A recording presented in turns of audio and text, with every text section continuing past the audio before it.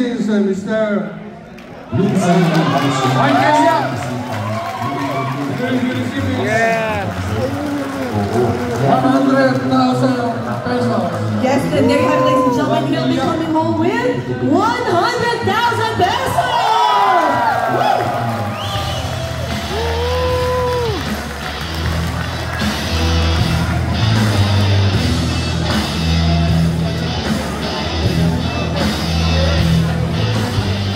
Can we call Michael Yap over? Mr. Michael Yap. Yes. Nagbisikleta na siya, papunta rito. I-share naman yung experience mo. 2 minutes lang. Hindi ko alam sasabihin ko eh. Kasi hindi ko expect na mangyayari ito. Ginawa ko naman yung Philippine Loop kasi yung Philippine Loop ay pangarap ko po talaga. Bilang isang cyclista po kasi, long distance cycling enthusiast po ako. Isa po yung Philippine Loop sa mga pangarap ko na.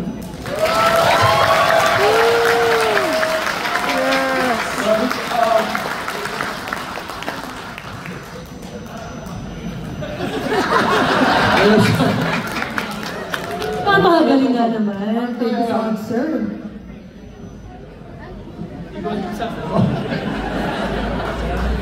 That's okay. Kasiyahan yan eh. Tears of Joy. Ilang araw mo ginawa yung Philippine Loop?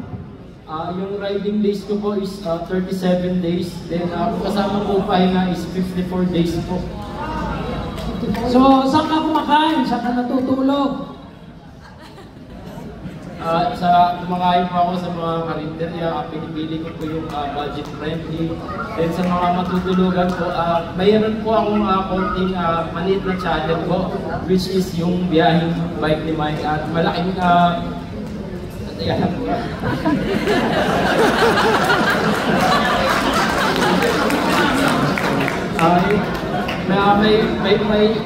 may Facebook page biyaheng bike ni Mike. So malaking tulong din po yun sa Philippine Loop ko po kasi every time po na nakakapunta ako sa isang lugar is nag-update po ako, nagpo-post ako at yung mga tao na nakakakita po chinachat po nila ako, binibigyan po nila ako ng tulong.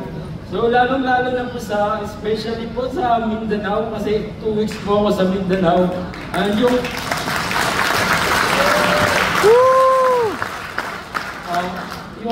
1 week ko po sa Mindanao ni piso po wala po akong ginastos. Maraming po salamat sa buong cycling community po sa Mindanao. Sana po napapanood nyo ito ngayon.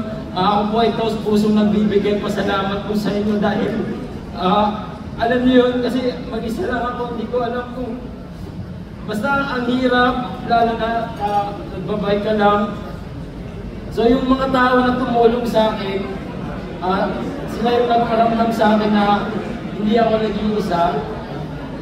At syempre po, gusto ko lang po magbigay pasalamat din na gagamitin na itong pagkakataon para sa mga tao na tumulong po sa akin financially po. Kasi po yung Philippine Loop ko po is sponsored ride na po kasi kung sarili kong pera po ay hindi ko po talaga kakayanin yun.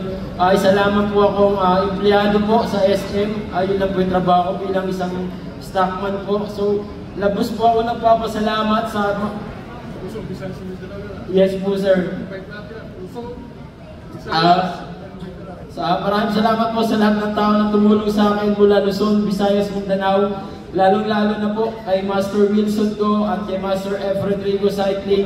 Maraming salamat po sa financial support. At sa lahat ng tao na nakasalamuha ko sa daan, maraming salamat po. Hindi ko po kayo lahat makakalimutan. Nasa puso at isipan ko na po kayo. At tatanungin ko yung napakalaking utang na loob. Maraming salamat po.